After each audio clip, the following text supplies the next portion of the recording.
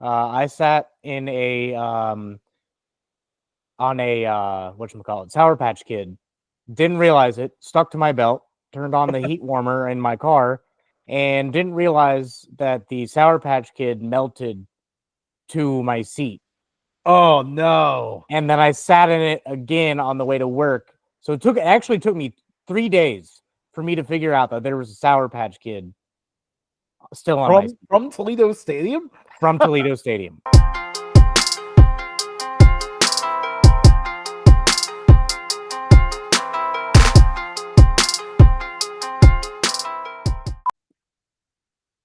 Hello, hello, hello, and welcome to Updog Sports Talk. My name is Matt Miller, and today I found out some information that may help us on this show. Woo! Joining me today is Justin McGovern. He's the woo girl in the background. What's going on, Justin? Hey, I'm excited. You know, it's crazy that we're already 10 weeks into the college football season. We got a big show tonight, so I think it's time to jump right in. We're gonna be talking a little Maction, talking about some potential surprises for maybe what teams could get the top four buys for the college football playoff. Talk about in general how we don't have any elite team in college football this year and why that might be. And then also today, the FCS playoff committee released their one and only top 10 ranking of the year. So it's the only time that we'll see that ranking the whole season. So we'll be reacting to that and some other stuff about FCS. Then we'll go into our week 10 picks and we'll even talk a little college basketball at the end. But first, the World Series. Currently, the LA Dodgers lead the New York Yankees 3-1. Actually, I'm doing both of them. The two teams that have pretty much bought all the talent in baseball. Freddie Freeman made history in game one, hitting the walk-off grand slam. That was pretty epic.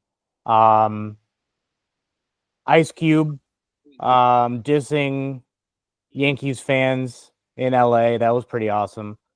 There's been some moments where it's like, whoa, this is pretty cool. Just because it's LA and New York, all the stars show up. So it's cool to see like all the stars kind of pop out and do stuff. But there will be two fans that will no longer be allowed at Yankee Stadium after a foul ball that was originally going to be caught. I think it was by Mookie Betts. A Yankees fan ripped the ball out of the mitt of Mookie Betts. Fan interference. A fan interferes.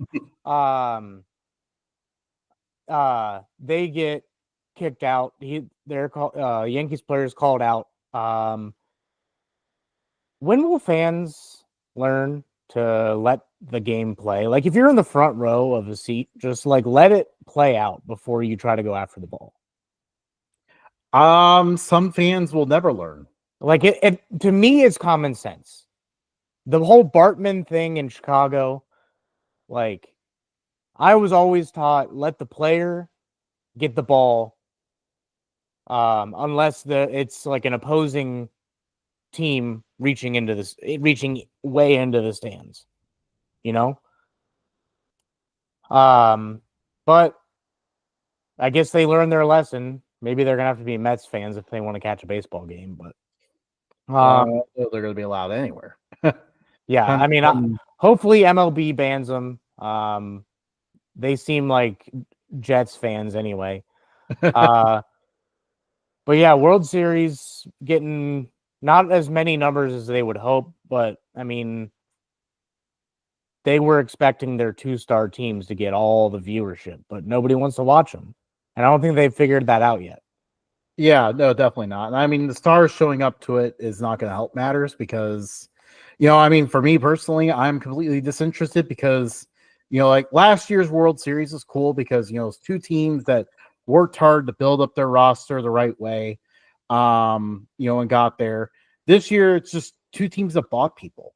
There's really no work in that. You just had more money than the other teams. Yeah, and It's just I not do think a big part of it is like the other two teams in the championship series was the Mets and the Guardians. I would have loved to see both of those teams in the playoffs or in the World Series. Um, I feel like it's long overdue for Mets to make an appearance again in the World Series for everyone to laugh at them and lose again. But it would be cool to see the Guardians get a World Series championship. But I guess we'll have to wait till next year. That's enough World Series talk. You guys are probably bored with us by now. Moving on, Justin, kick us off with some Yeah. college football talk. Well, so I was just got back from taking the dog in the walk shortly before the show, and I was realizing because the weather forecast I guess is calling for storms tomorrow, and then it's going to get cold. I was like, this is it. This is the last warm night of the year. The winds of change of fall are coming in, and while I'm not a fan of the cold weather, what I am a fan of is that Maction is around the corner. Maction is probably one of the most underrated week during the week segments. Absolutely. And I mean, it's always thrilling football. Seeing the conference race come down to the finish line every single year during the week, when nothing else is going on is just a fantastic show. So we're excited for that, but we got a little primer this past weekend. Obviously, two of us personally, we were at the Battle of I-75, got to see our beloved Bowling Green Falcons come home with the trophy. The Battle of I-75 trophy for non-Bowling Green Toledo fans. Yeah, that was a lot of fun. I sat in on a whatchamacallit, Sour Patch Kid. Didn't realize it, stuck to my belt, turned on the heat warmer in my car, and didn't realize that the Sour Patch Kid melted to my seat. Oh no. And then I sat in it again on the way to work. So it actually took me 3 days for me to figure out that there was a Sour Patch Kid still on my seat. From Toledo Stadium? From Toledo Stadium. I don't know if the fan did it on purpose or if it was an accident and he just kind of dropped it, but I'm gonna assume it was an accident until proven otherwise, because I'm just gonna try to view the best in people. But that was the highlight of my I did enjoy that. Like we were just like a nuisance to them, because like we weren't like loud and obnoxious Bowling Green fans, but we were very much the only orange in a very Toledo section. All of the Bowling Green fans and the band and the student section and everything was on literally catty corner on the opposite end of the stadium from us. Could not be further away. Yeah. I mean, I guess if we sat further up, then we could have been further away. But like, that is true. We did luck into front row seats to that game, and it was pretty cool.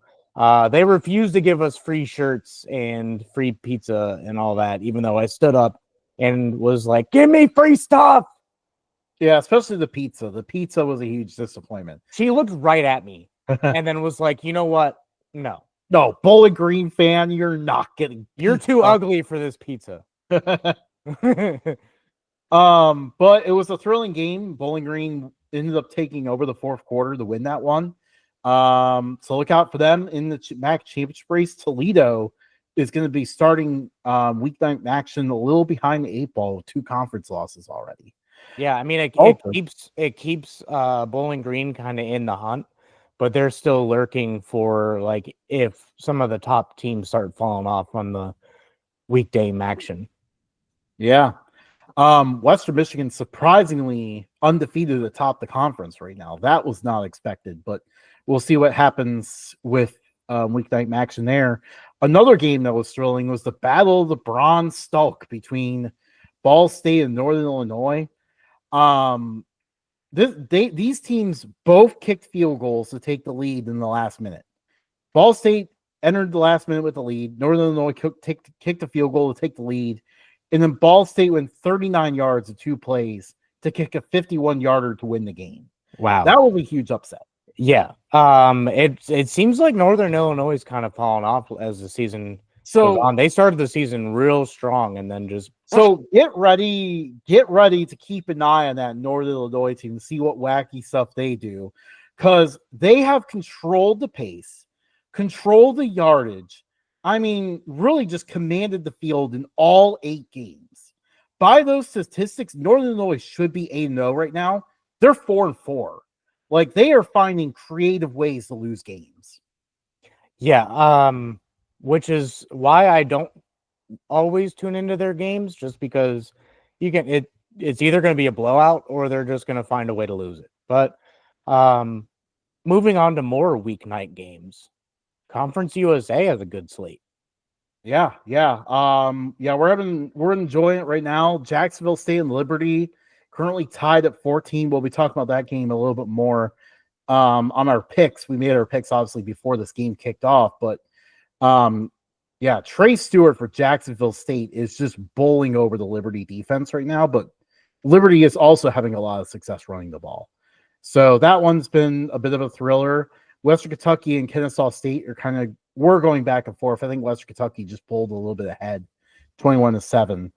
Some people are wondering about like the weeknight games when it comes to Conference USA and how like the attendances look there. And obviously we know weeknight action doesn't exactly have the best attendance. So what I want to ask you, obviously I think we're in a good spot to comment on this because we are former MAC alums here. How did you feel about weeknight action as a student? And then how do you feel about it now as a graduate?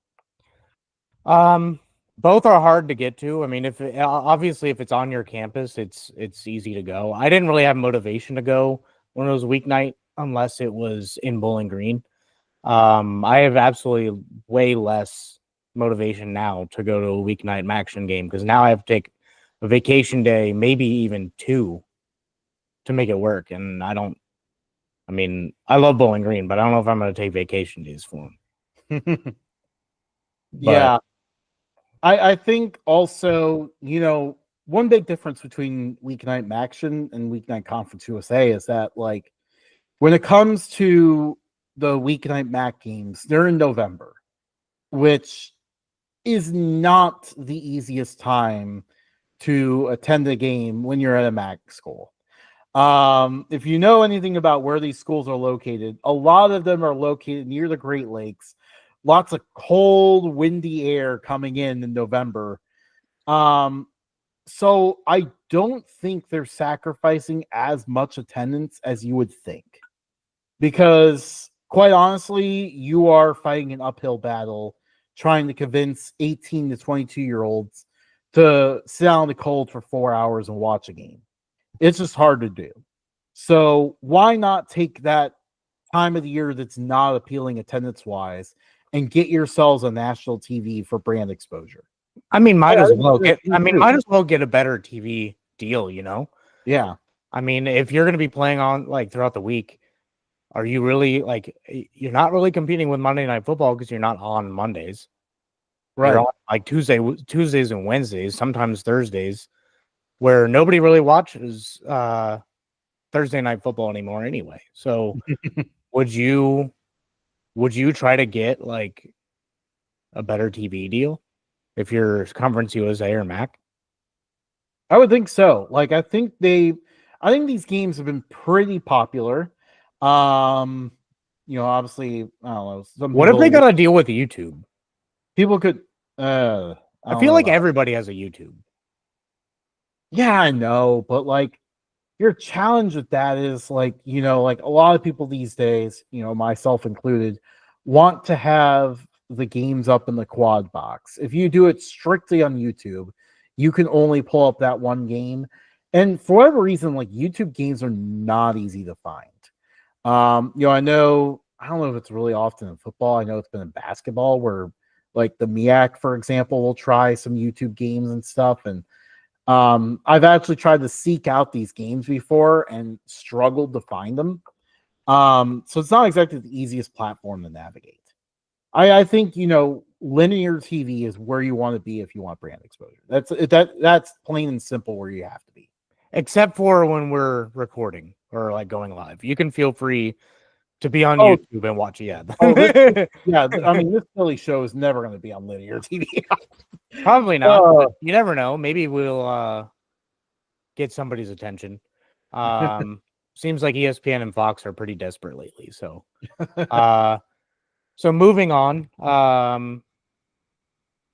Anything else about Conference USA, or can we move on to Boise State?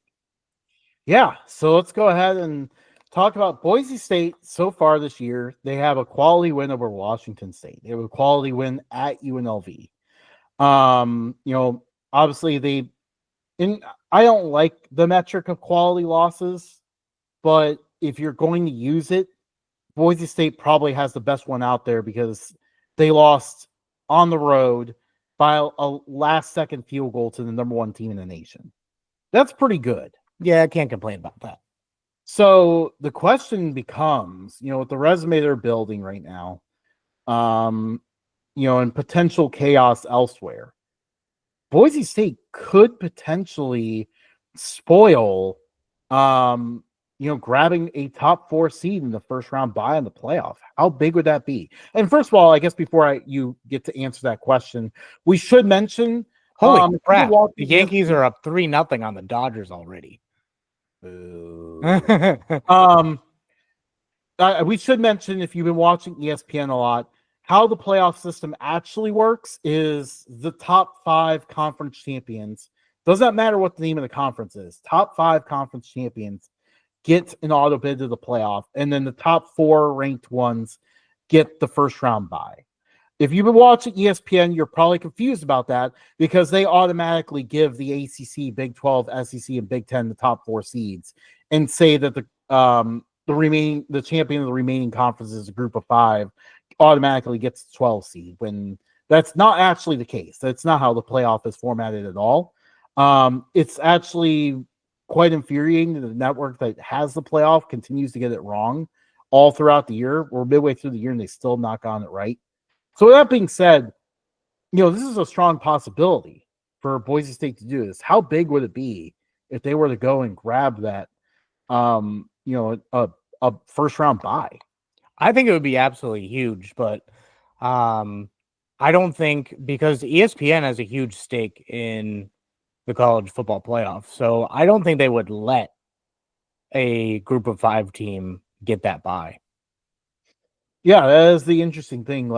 And I mean, we're already seeing with the AP rankings. If you were to compare, the resumes of Boise State and Ohio State right now, you would very easily, just by the results in the field, the teams they've beaten and stuff, you could very easily argue that Boise State should be ahead of Ohio State right now.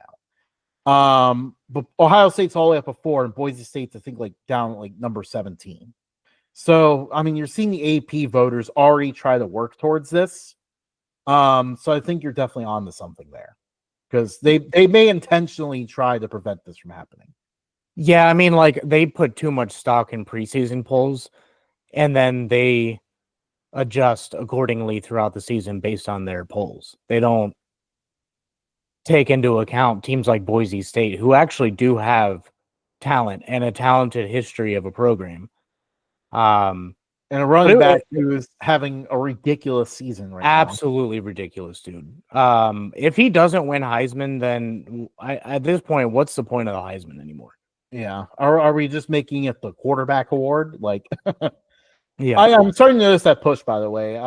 Recently I saw somewhere that Dylan Gabriel is now all of a sudden favored for the Heisman. So I'm like, okay, they are trying to make the push to make it the quarterback award again. But if Boise State gets the bye, it would be electric to see them host Ohio State. Go up to the mountain out west. If it was to be a bye, the first round is the only round that's at campus sites. They go to the bowl sites the next round, which is where Boise State is playing.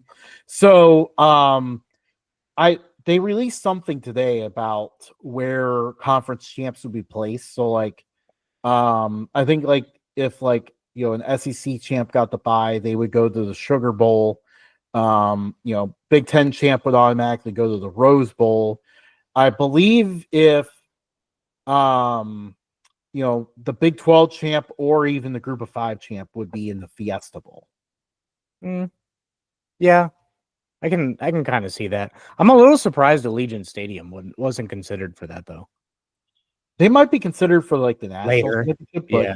but because like Is that where the you get national championship traditional is? bowls for like those rounds.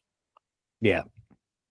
But it'll be interesting to see how that unfolds. The one thing is though, you almost wonder like if Boise State, starts to rise up the rankings, gets in the top 10 or so, you almost wonder if they would prefer to get like an 8 seed instead of a 4 seed. Because if they get an 8 seed, they get to host a playoff game. Yeah. That would be. Can you imagine the Blue hosting a playoff game? That would be electric. Can you imagine them hosting a playoff game in like a foot of snow? Oh yes, absolutely. That's Make it like the who was it was I can't remember what year it is. This is a real deep cut, but there was one year where I think it was the last time that Idaho made a bowl when they were an FBS member. They made the Idaho Potato Bowl. I think it was against Colorado State. And like the field iced over as the game went on to the point where the fourth quarter had like 50 combined points because the defenders couldn't like stand anymore. Basically, they were like struggling to keep up with the offenses. So can you imagine like a playoff game with something like that? I know some traditionalists wouldn't like that, but I would definitely be all about it. Yeah, this will be a fun little playoff we have going forward, but especially if Boise State gets to host that um playoff game. But that brings us to our next point. Is there parity finally in college football? I mean, like there's still a little bit of a difference between Power 4 and Group of 5, but it doesn't seem like there's 2 or 3 superior elite teams that are like so far above everyone else. Like the Nick Saban teams just seemed like miles ahead of the rest of college football. The Kirby Smart teams of the past few years seem miles ahead of college football. But all of a sudden, even Kirby Smart's teams, even Oregon, Texas, they all kind of seem around the same level. Yeah, like there's no elite team this year. I'm going to go ahead and say it. Like every single team you look at this year kind of seems to have their flaws. In particular, there's a lot of teams that are currently ranked highly that aren't running the ball very well. And it's actually kind of shocking to see. Like, Georgia's run game is not anywhere as dominant. Carson Beck is not an elite quarterback, so like he can't carry the team either. Although he did play well against Alabama, but I mean Alabama also went on a 2-game losing streak. Yeah. I still am under the mindset that he stat padded against Alabama, but yeah, like Texas couldn't get anywhere against Georgia. Their line got exposed a little bit. Oregon had some troubles running the ball this year. Dylan Gabriel struggles with picks.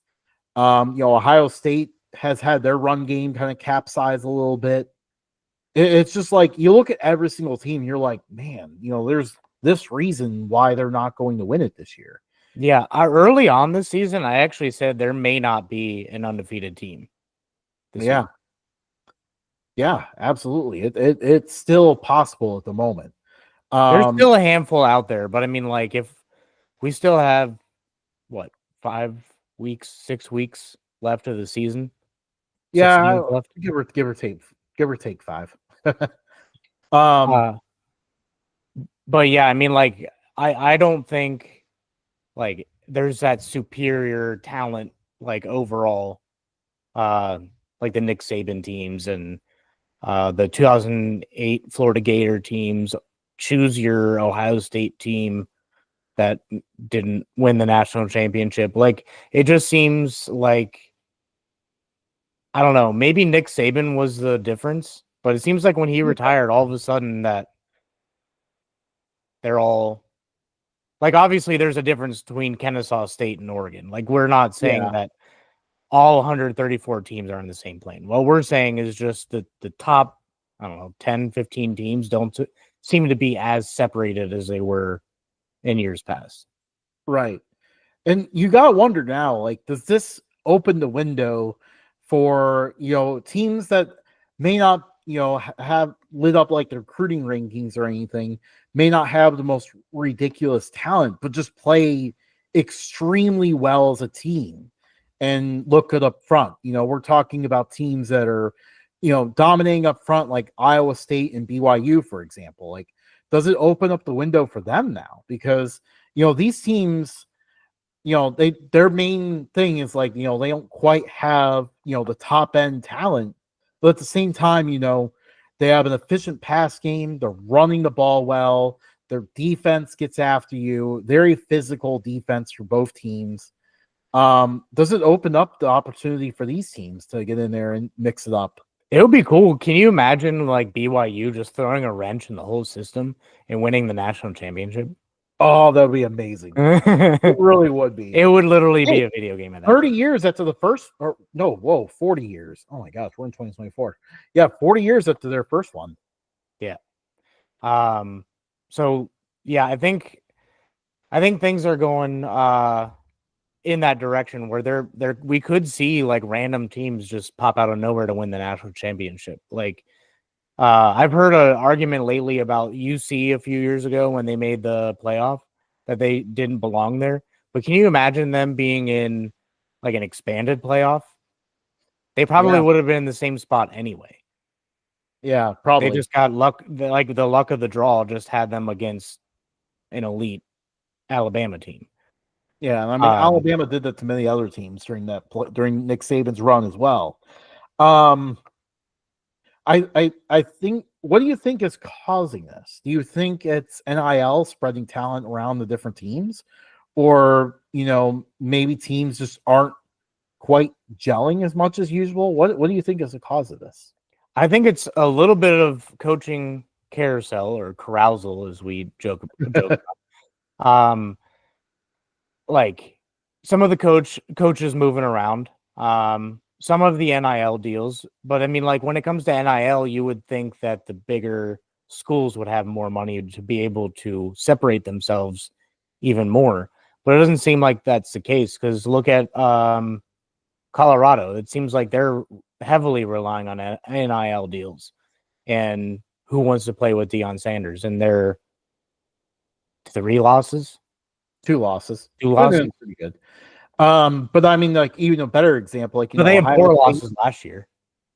Ohio State has like a $20 million roster. They got exciting talent to skill positions, but what is their main flaw? The problem is Ohio State. It's the non-interesting positions. It's the offensive line that's killing them right now. You look at Ole Miss, kind of a similar story. $10 million roster, but their offensive line can't pass protect against decent defenses. Definitely can't run block. And now Ole Miss has a $10 million roster that's going nowhere. Absolutely nowhere. But so building a foundation is important, and NIL might be stopping these teams from doing that. You know who has a foundation but terrible TV deals? Ooh. FCS. Yeah. Well, might be getting better. All right. So the big news today out of the FCS level is that the FCS committee released their one and only top 10 ranking. This is the only ranking they're releasing before the official rankings at the end of the year. So this is our only insight into what the committee is thinking in terms of where these teams are going to be seated. So I'm going to go ahead and start listing off the top 10, and we can kind of react accordingly. Ooh, pull up a graphic here. All right. Number 1, the North Dakota State Bison. I don't think this one's very surprising. Their only losses to Colorado, who's currently ranked in the top 25 of FBS. They beat South Dakota State, the defending champs, defending back-to-back champs. So that's, probably a better win than anyone has. And, win over North Dakota is pretty solid as well. This team very much has their fastball back and looking pretty good. Yeah. Number 2, the Montana State Bobcats. I think they are the last undefeated FCS team. Wait, I take that back. Dartmouth is still undefeated. but at least in terms of competing for the playoff, Montana State is undefeated. They have looked absolutely dominant. Like they are pretty much benching their starters at the halftime most of the time. But I think the one problem is, there's been a lack of competition for them. They have the season opening, the week 0 thrilling win over New Mexico, which is a nice win. They blasted Idaho in a way that no one else did. We'll talk about Idaho in a bit here, as you can see on the graphic. But other than that, they haven't faced the toughest competition, which prevents them from getting ahead of North Dakota State, but still a lot of respect. I think Montana State can feel good that, their 2 remaining biggest games are both at home, when pretty much the whole road for them goes through Bozeman. Yeah. The Grizz, I thought they were going to be number 2 a few weeks ago before they went on or before they lost. Like seeing Montana State up here is awesome for me because it's like all of a sudden Montana may have the biggest rivalry in college football. Oh, I mean, if you ask them, they already do. Ohio State and Michigan fans may have something to say about that. But yeah, no, definitely. I heard some stories on the Montana this summer, and I'll tell you what, those two hate each other so much. It was great. I got to hear stories from both sides, and it was a lot of fun to hear.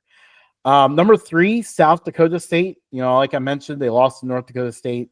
Their other losses to Oklahoma State, which is an FBS team. The Jackrabbits might be a tad off on offense, but they still are very much a wagon.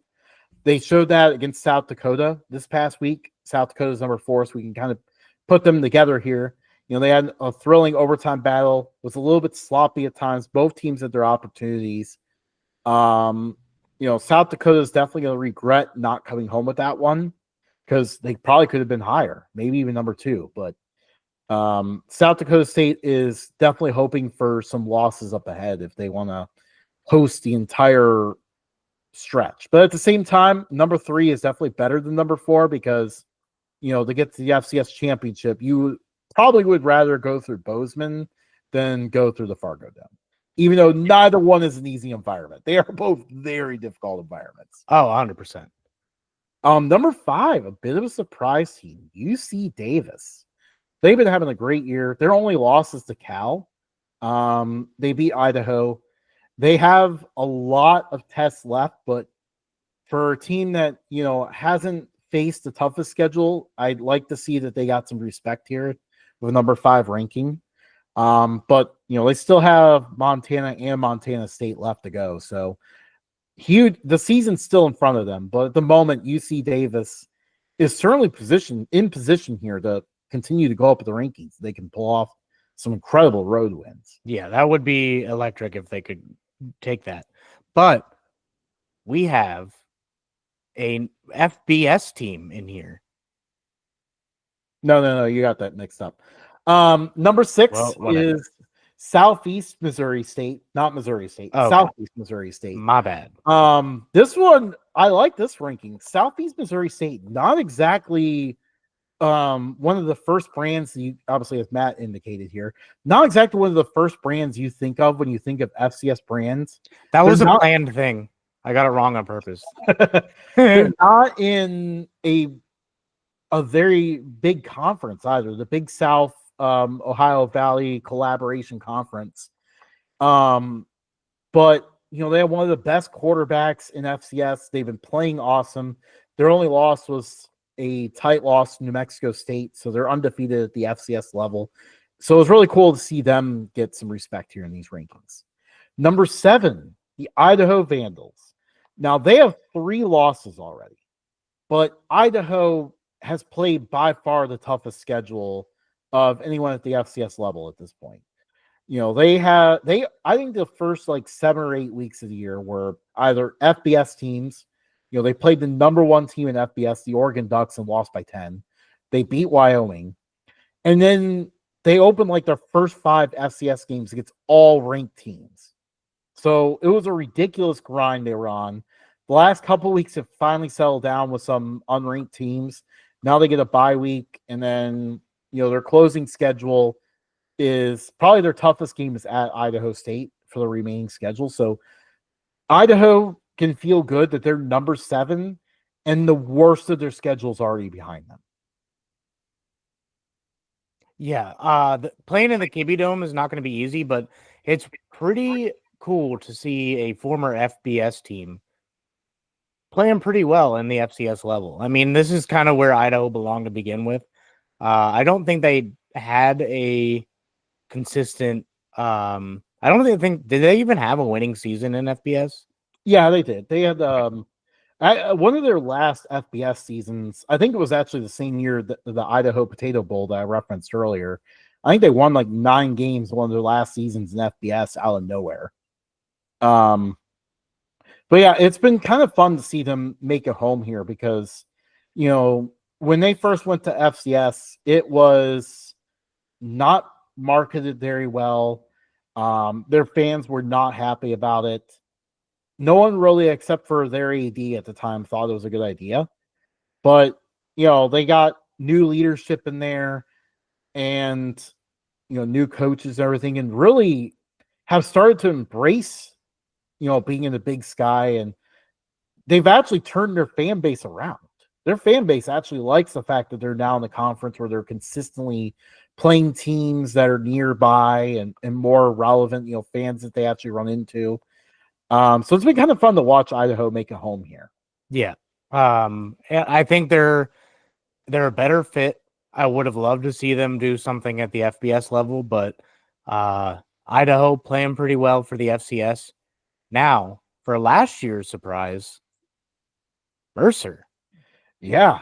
They made their first FCS playoff last year, and now here they are at number 8. It was hard to tell if they would keep getting respect because their defense was so dominant for most of the year. And then out of nowhere, 2 weeks ago, Samford lit them up for 55 points. It was the most out of nowhere blowout loss. It felt like, in most of the FCS rankings that Mercer kind of lost the respect they worked hard to gain. But it was good to see that in the actual committee rankings, they didn't lose it. They're still in top 10. Yeah.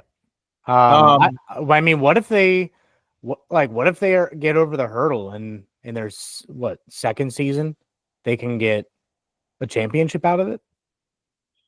Maybe we'll have to see. It's going to be a long uphill climb, but if their defense can get back on track, it was playing at an incredible level for such a long time. Number 9, the incarnate word Cardinals. This year they worked hard to beef up their schedule a little bit because, last year they infamously missed the playoffs with only 1 loss because infamously. with they only lost. Please. Bam, bam, bam, bam. Grammar, please. Go ahead. They only lost 1 game last year, but it was the 1 game they couldn't afford to lose to win the conference. So without a conference auto bid, they ended up missing the playoffs because of strength of schedule. This year, they worked hard to schedule a tougher schedule. They have 2 losses, but because they played a tougher schedule, they got the respect in the rankings now with a top 10 spot. And then number 10, the Montana Grizzlies. Everyone's favorite FCS team, the Grizz. At least one of our favorite FCS teams. Yeah, definitely. Until next year. Yes. We'll get to that in a second.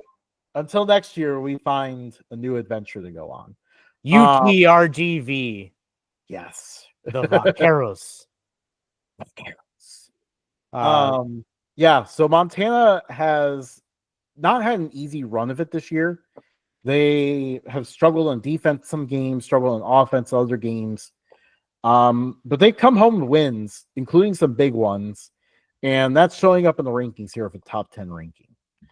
Finally, some more notable omissions to the top 10. Well, I noticed the UAC did not get any top 10 teams. So I don't know if the committee respects that league as much. Tarleton State, Central Arkansas, maybe not Abilene Christian after they took a bad loss a couple weeks ago, but those are all teams that I could have thought could have been near the top 10. Tarleton State, in particular, has been showing up in the top 10 in other FCS rankings. So they were really the main ones that got left out here. I'm excited to see what those teams do in the playoffs because they're all like super aggressive. I feel like they're either going to surprise someone and beat them or just go down the ball of flames. Only one of the two is going to happen. Um, but yeah, I think we're setting up to a fun race to the finish here. NC Central, their omission seems a little curious. Maybe it's because the Grizz are maybe like their child, the FCS child. Like they claim it like they're the FCS version of Alabama. Like they just can't leave them out. Maybe it's like that. It is like that, especially Montana State fans I talked to when I was in Montana. They definitely said that they'll never leave them out of the playoffs because they're too big of a draw.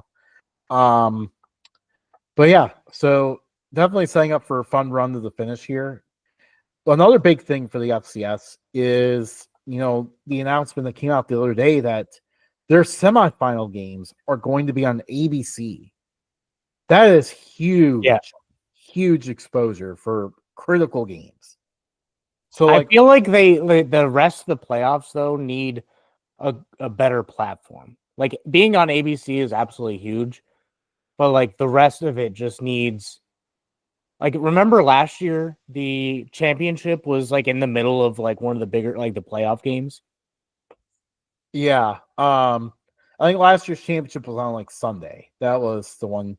Now, obviously, for me, not liking the NFL as much, it was no problem for me. I was like, oh, yes, I got college football to watch on Sunday. But not everyone feels that way. They did change up where the championship is this year. They put it to Monday. So it'll be on ABC on its own time. But it was huge for the semifinals to go on ABC. I do hope that we'll get ESPN broadcasting more of the playoff games throughout the run, like especially because these playoff games are at home playoff sites, so home games, huge chance to show off these environments. I know last year like one of the best ones was probably when Montana hosted Furman. That was a Friday night ESPN game. I think a lot of people enjoyed watching that one.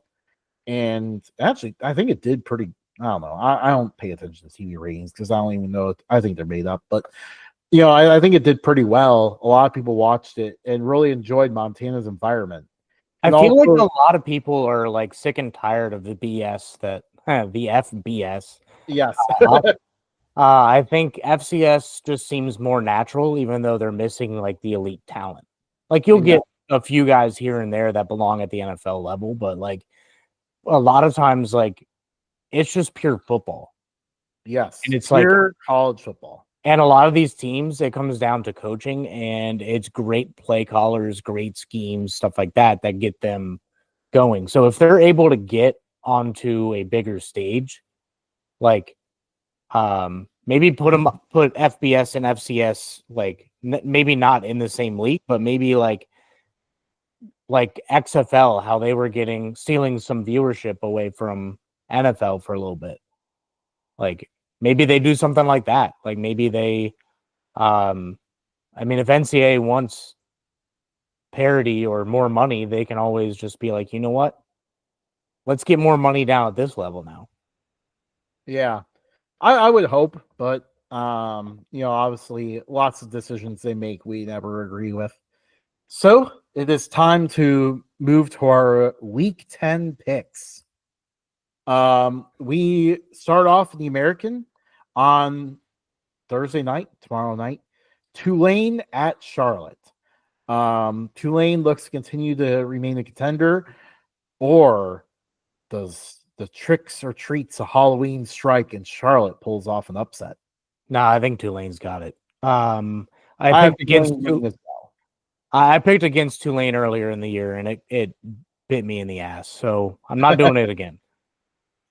Not again. In the ACC, Pitt at SMU, both teams undefeated in conference play. Pitt undefeated overall. both ranked teams, looking really great. Which team continues their amazing start? I think SMU, man. I mean, like that Pitt offense is fantastic, but I gotta roll with SMU on this one. I mean, I think they're a better, well-rounded team, even though the Pitt offense is a little bit more electric. Yeah, I think SMU got quite the wake-up call last week when they turned it over 6 times against Duke and somehow won the game because they gave up 0 points on 6 turnovers, which feels impossible. It does go show that this SMU team knows how to win. I think their explosive plays could be the difference here. SMU pulls off the win. In the Big 12, agreement, 2 out of 2 in agreement. That's rare. Yeah, I know. Yeah, it's surprising so far. In the Big 12, TCU and Baylor, 2 teams that were left for dead just a few weeks ago, now on the rise. In this rivalry matchup, who do you think wins? As much as I want to pick Baylor, I'm gonna go TCU. I'm still kind of high on them. But yeah, I don't have much to say on this matchup. I'm going Baylor on this one. I almost picked Baylor. Did you see the uniforms they dropped? No. Let me see if I can pull it up. But yeah, I see Baylor winning this one. I think ever since they made the quarterback switch, their offense has gotten a lot better. It just took a few weeks for people to realize it because, they took the Hail Mary loss to Colorado and then also, had to play BYU. But Baylor's offense has been on a roll, and I don't trust TCU's defense enough to stop that. I can't find it. All right, then we'll move on to the Big Ten. Ohio State at Penn State. Is Ryan Day the Michael Jordan of James Franklin's, or is James Franklin the Michael Jordan of Ryan Day's? Honestly, I don't know how to accept that one, so I'm just gonna say,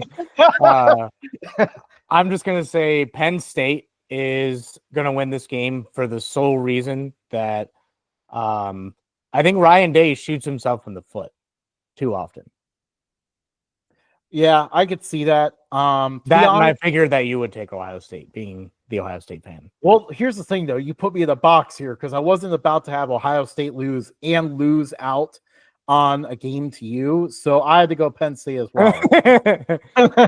Well done, Matt.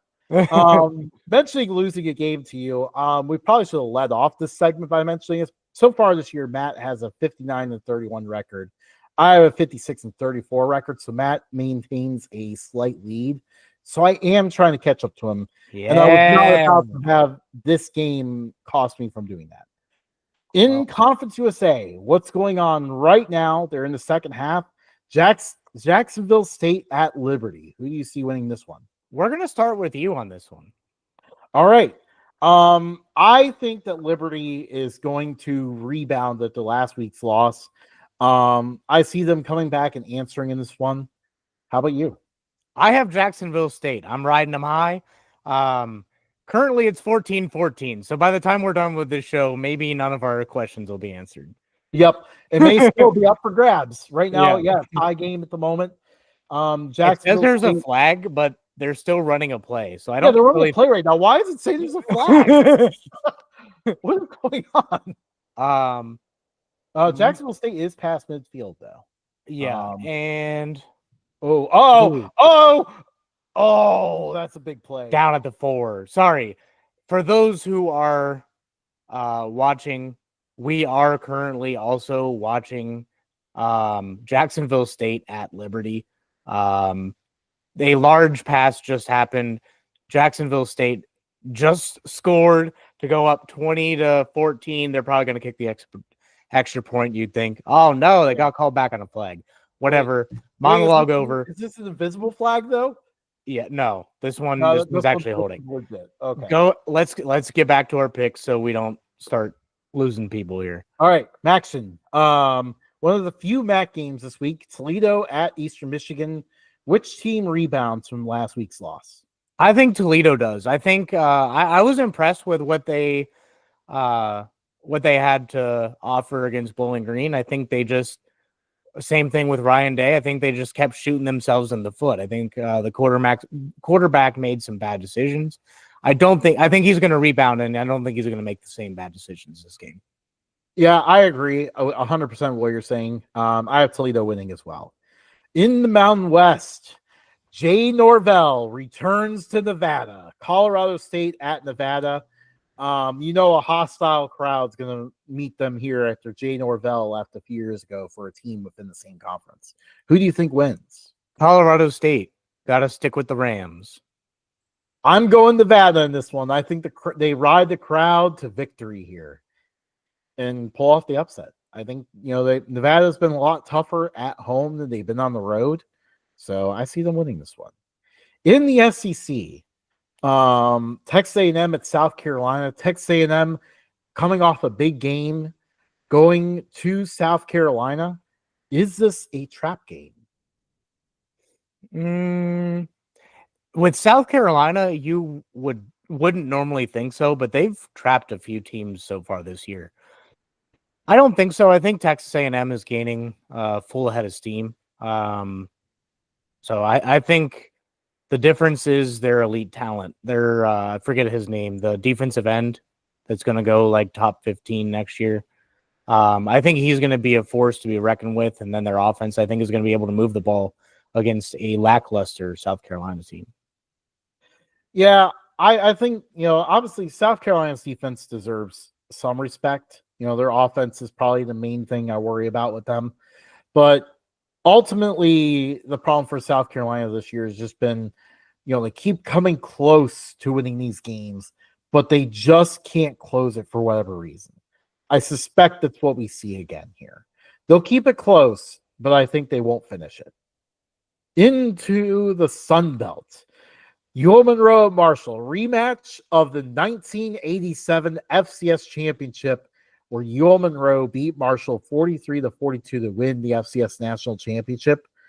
Oddly enough, despite the fact that these two are in the Sun Belt, this is the first time they played since. Who do you think wins this one? I think UL Monroe takes it. Go Warhawks. I think that UL Monroe is going to beat them 43-42 again. Oh, I love it. Bold prediction. I hate picking against UL Monroe, but I have to do it here. I'm very worried after last week. I got Marshall winning this one. On to FCS. We got a major one here. In-state battle. The UT Martin Skyhawks at the Tennessee State Tigers. Who do you think wins this one? I love the hat, by the way. I wanted to go Tennessee State until I dug into the numbers. UT Martin, winners of 3 straight against Tennessee State and 7 of the last 10. I think they're going to ride the wave. I think UT Martin is going to get it. Winning streak be damned. Eddie George and the Tennessee State Tigers will be ready to protect their home turf. I'm not wearing this hat for no reason. I'm actually wearing it because I think Tennessee State's going to win this one and set themselves up to potentially get in contention for an at-large bid to the FCS playoffs. That'd be dope. Oh, yes. Pretty cool. Pretty cool, especially for like an HBCU program that's playing in a regular conference. Yeah, it would be cool to get like HBCUs a little bit more recognition. Yeah, I agree. Which, by the way, mentioning that, we almost picked another HBCU game.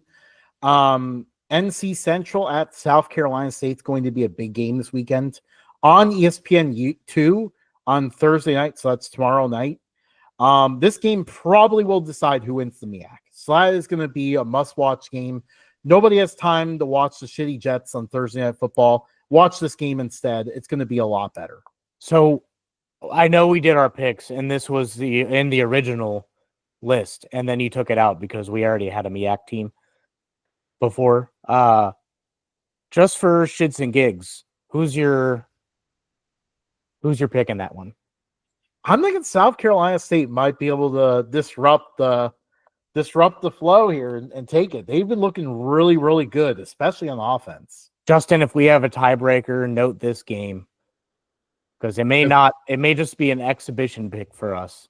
but I'm going with NC Central. They deserve to be in the top 10.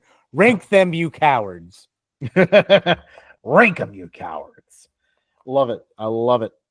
On to college basketball, which is tipping off next Monday. So that's gonna be very exciting. Obviously a sport with so much parity. We are not going to dive into any sort of preview because let's be honest, there's so much movement in the transfer portal and everything else that we're gonna, people are gonna guess what teams are gonna look like, but nobody's really gonna know until the ball is tipped.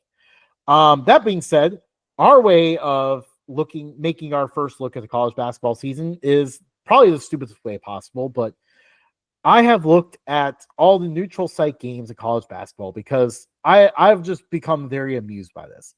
I've noticed that this sport, because basketball arenas are everywhere, this sport schedules neutral site games with an energy unlike any other. Like they'll go to an aircraft carrier across the world, or just wherever they feel like they'll end up playing a game. So I decided to pull together a list of some of my favorite ones. I'm going to name them off, and you can kind of react accordingly here, Matt. Okay. So we have Southern Illinois versus Charleston in Sioux Falls, South Dakota. That's the most random thing I've ever heard. Oh, get ready. There's more. Santa Clara versus St. Louis, also in Sioux Falls, South Dakota. Is that like a tournament up there? So we're gonna see a few more of these because I'm just very amused by it. But I guess like there's this like really elite like basketball arena in Sioux Falls, South Dakota. So like there's multiple neutral site games that happen here, but like it's always just one-off neutral site games. They don't have like an actual tournament there. They need a tournament. But it's like a actual like big like basketball facility, I guess. It's kind of weird. If we have any like fans watch a show from Sioux Falls or have been to Sioux Falls, let us know. Let us know how it is up there. College basketball historians that know why teams keep playing here, other than like it's a very nice place to play apparently. This one really caught my eye. This is like some sort of event, but Valparaiso versus Liberty and Florida Atlantic versus Indiana State in Xenia, Ohio. Man, when you first told me about this, I was like, let's do it. And then you're like, it's a Monday night. And I'm like, yeah, it's on the opening Monday night. I need to figure out logistics with this, but like literally tickets to like both these games to get to both of these games and sit there and watch them is $15. Like I am actually highly considering going to this. Might as well. I mean, $15 to just watch 2 basketball games live. Yeah. Can you go live this time? Can you like do a video? Who knows if you never know how cell service works, but yeah, like it would be, it's an hour drive away. So that's the big thing I got to think about. An hour drive away on a Monday. First game tips at 5:00. So I don't know if I'm going to get to watch that whole game. Oh, I 100% can't make it by 5. Yeah, but I'm very intrigued by that one. Also, Texas versus Ohio State in Vegas, just because. VCU versus Boston College in Annapolis, Maryland. That'd be cool. Yeah. Florida State versus Rice in the Houston Rockets Arena. Man, that would be electric. And I really hope that you wear like Houston Oilers style jersey to that game for Rice. Yeah. They got to do something like that. It's very weird that Florida State chose Rice of all teams to play there. Very random. And they're in Houston. Yeah, I mean they're in Houston, but like of all the teams in Houston to play, that's the one you play. There's a lot of smart people that go to Rice. Maybe they also learn sales. Perhaps. We have Louisiana Tech versus UMass and Hofstra versus Seton Hall on Long Island, New York. That one's really random. Didn't Long Island lose their program? No, they're still there. Remember they got like merged with like another college and other the Oh yeah, yeah, LIU yeah, Shocks. yeah. Gotta say with New England accent. Oh Shocks. yeah. Um Washington State versus Iowa in Moline, Illinois. Just so you know, this is not a Chicago suburb. This is in one of the other parts of Illinois. I mean, is there anything else in Illinois besides Chicago? I really don't know. I know like the University of Illinois is like No, somewhere in the I'm Justin. I'm messing. It's corn, and we all know the other part of Illinois is corn.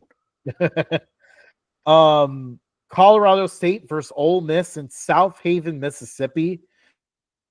That's an interesting It one. is just it's just south of Memphis. So basically the main appeal of this city is that it's almost not in Mississippi.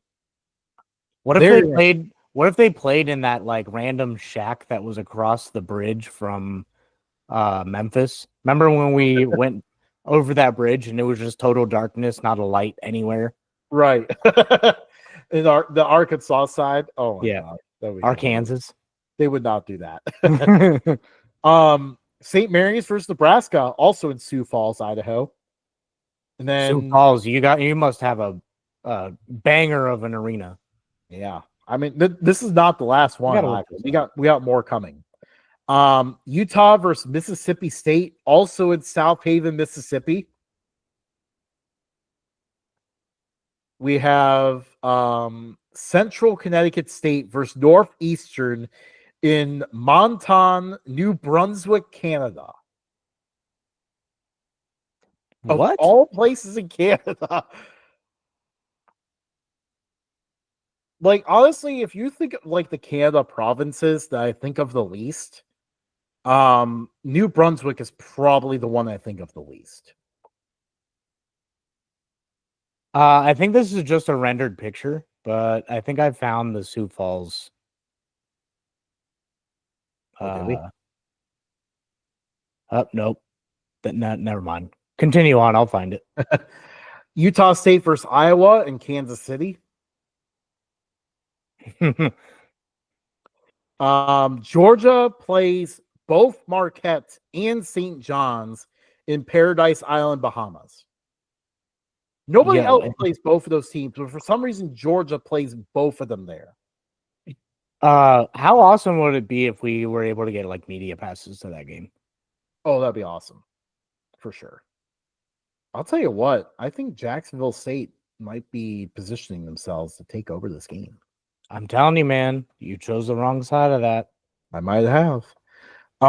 Florida State versus Western Carolina in Asheville, North Carolina. We have Florida State showing up on this list again.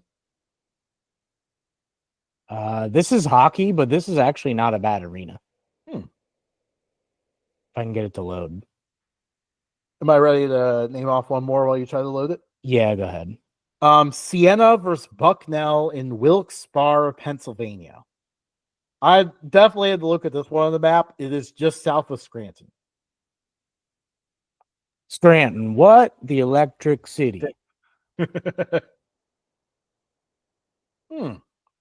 that looks pretty cool. These are the renderings. Well, I think I think a couple of these are like real pictures, but like that I think is a render. It's not bad, dude. Like, I might have to look this up, but yeah, it is pretty cool. Yeah. I mean, I figured it had to be something because like they keep attracting all these teams to play there.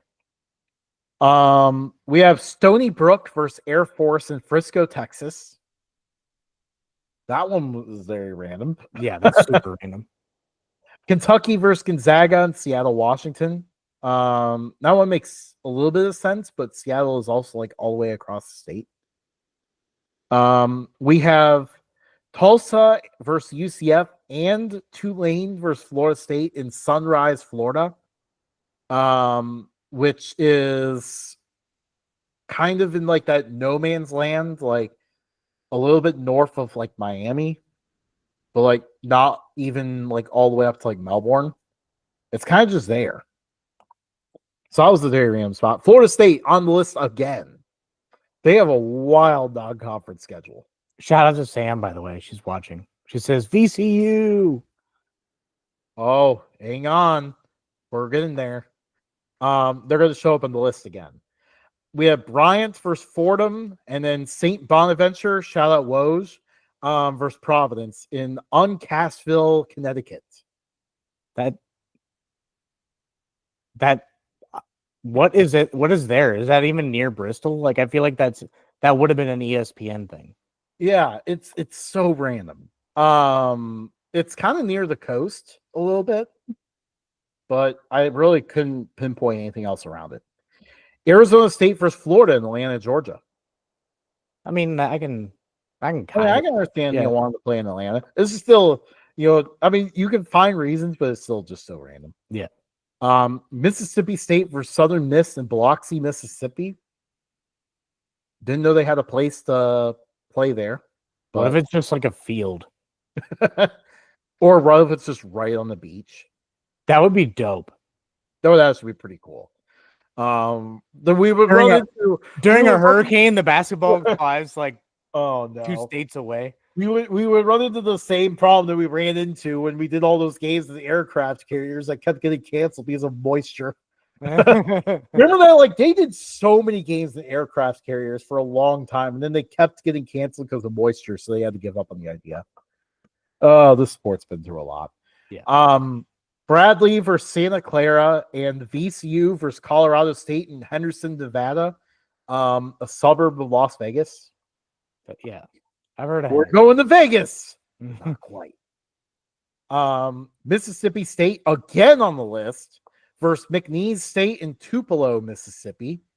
I guess they're just traveling all over Mississippi to see I know if they can garner up some really fans. getting their names all around the state. I'm trying to remember where Tupelo was. I think their appeal was that they were like almost in Arkansas, I think. If I remember correctly where it's on the map. St. Mary's versus Boise State, Idaho Falls, Idaho. Idaho Falls is on the opposite side of the state from Boise.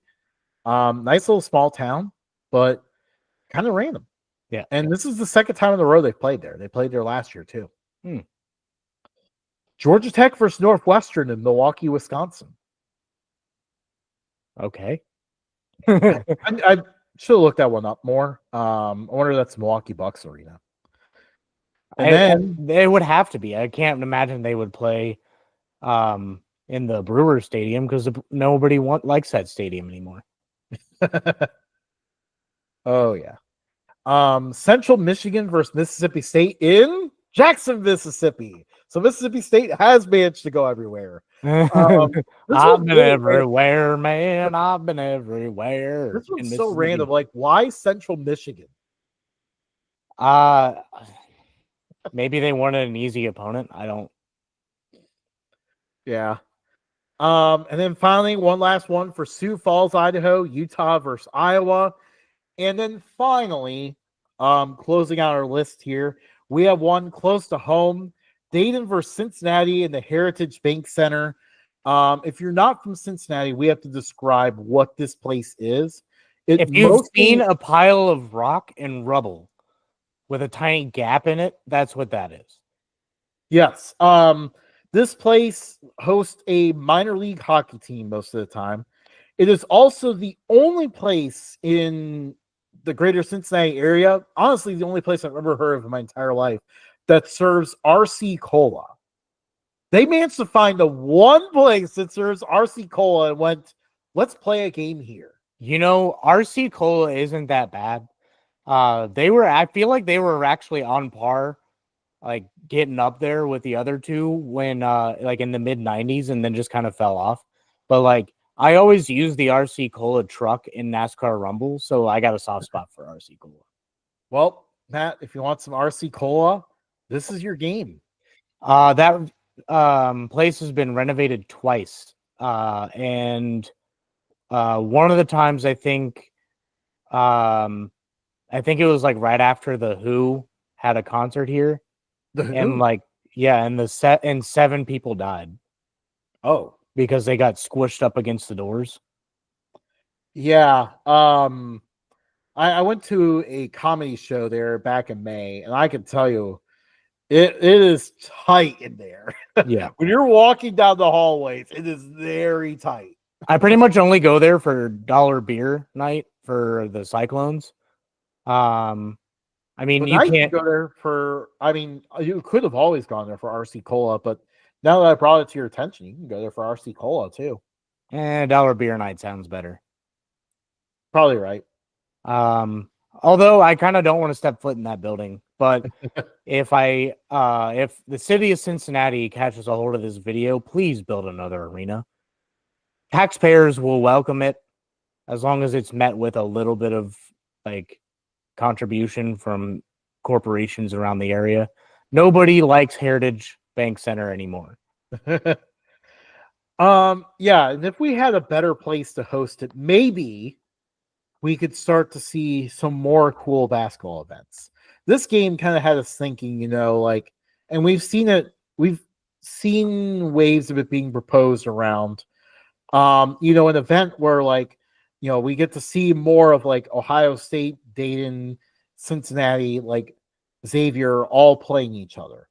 But I feel Well, like if they were going to be in this area, it would either have to be outdoors or maybe at Cintas. it would have to be at Cintas, probably. Because I feel like Fifth Third Arena is a little too small. Yeah. Cintas just seems like the only place that would be able to hold it. But Heritage is RC Cola. Um, There you but go. it would be pretty cool. Like, we were thinking about this event, and like, it'd be pretty cool to have like an annual thing where these teams like kind of rotate playing each other. Now, obviously, like Cincinnati and Xavier would never end up playing each other in this event because obviously they play the crosstown shootout each year on their own. But it'd be a cool way to get to see more of these matchups. Get to see Dayton play Xavier again. More of Dayton versus Cincinnati, Ohio State versus Cincinnati, like stuff like that. Ohio State versus Xavier that we don't get to see as often. Yeah, or like, I don't know, maybe at Ohio State, have like the Ohio Classic and have like all of the Ohio D1 basketball schools meet there in a tournament.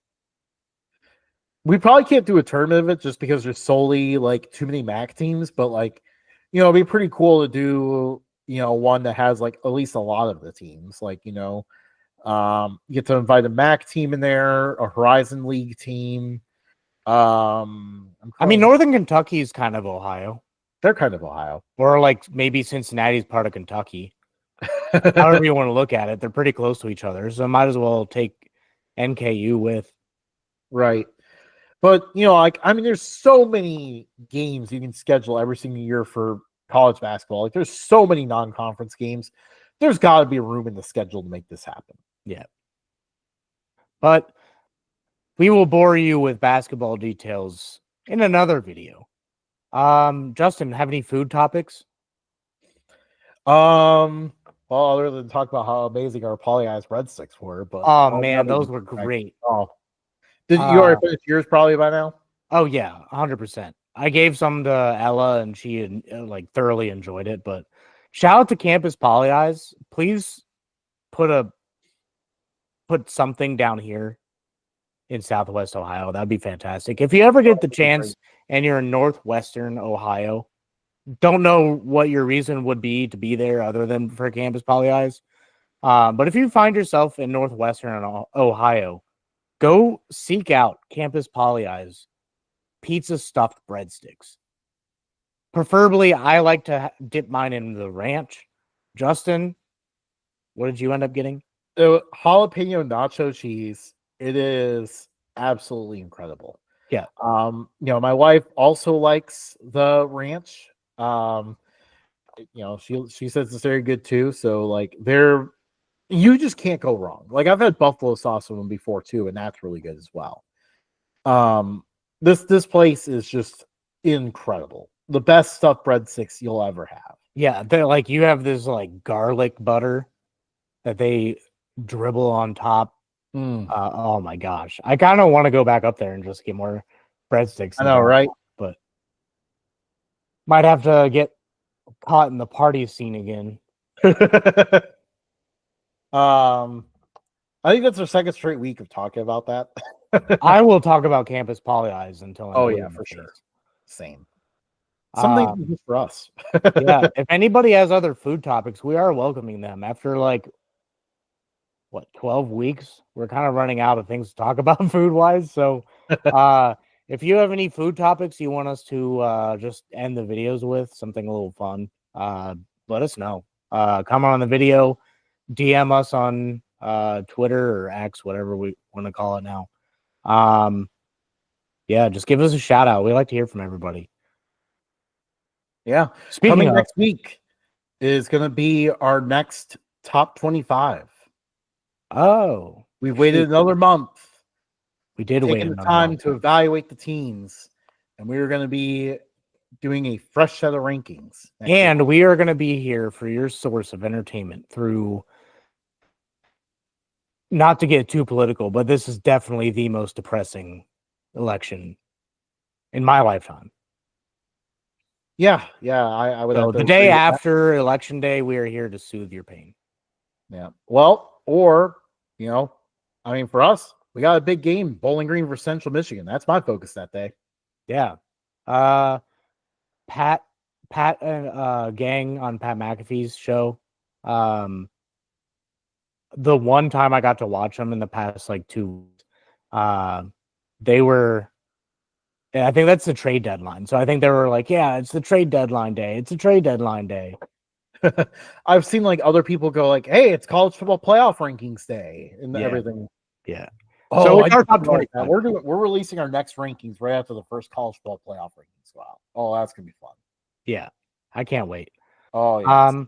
Follow Big us at Updog Sports Talk. I found out some new things today from a source on how to make this show a little bit better. So I'm going to see if I can implement some of those so people can find us a little bit easier. But follow us on all social media at Updog Sports Talk. Love to interact with everyone. Justin is holding the fort down on X. So if you want to talk college football with him, he's there. If you want to talk NFL, I'm sure he'll text me and say, "Hey, this person's talking about NFL. You want to jump in?" I run the Instagram account, so I'm trying to keep up with that. So bear with me. Any other housekeeping stuff, Justin? I think that's everything. All right. Well, thank you for watching along. I'm gonna probably repost the live version of the video, edit it down a little bit, and repost it probably this weekend for people to follow along with. So if you don't have anything going on and weren't able to catch the whole video, of course it'll be posted already, but I'll edit it a little bit and throw it back out there. But yeah, we'll catch you guys next time. Thanks for watching. It's on the flippy flip.